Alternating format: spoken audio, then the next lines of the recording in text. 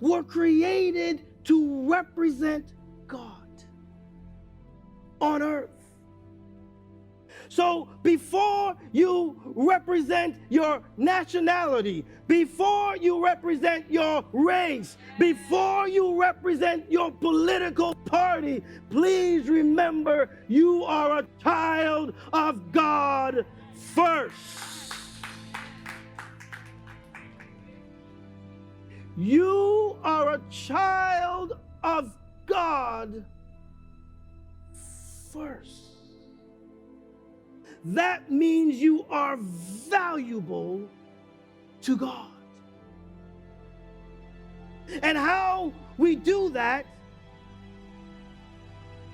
is that this Constitution, which is the Constitution of heaven, must be lifted up in our life daily. How does our nation heal? How is our hearts healed? When the ideology, when the philosophy, when the power and the love of God is lifted up.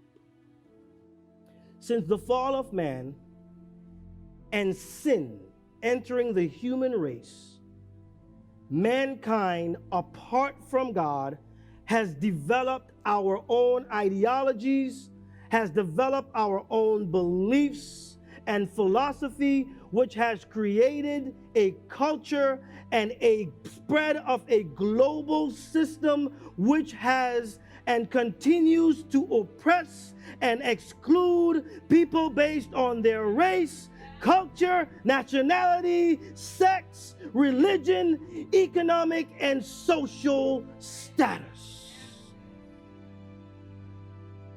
Worldly ideology, principles, culture, and systems have divided the human race. But God's kingdom, ideology, God's principles, God's culture, God's system seeks to unite the human race.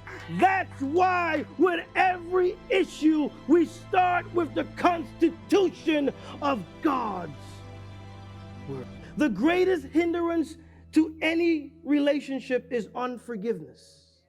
The greatest source of any toxic relationship is unforgiveness. And the greatest need for all mankind is to be forgiven. All lives matter.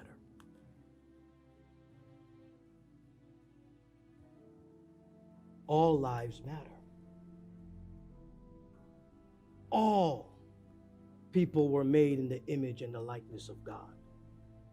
All lives matter, however.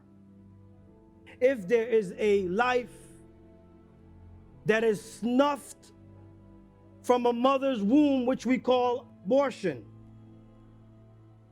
does that life matter? Yes. And therefore we lift up the Constitution of God to address this in our nation.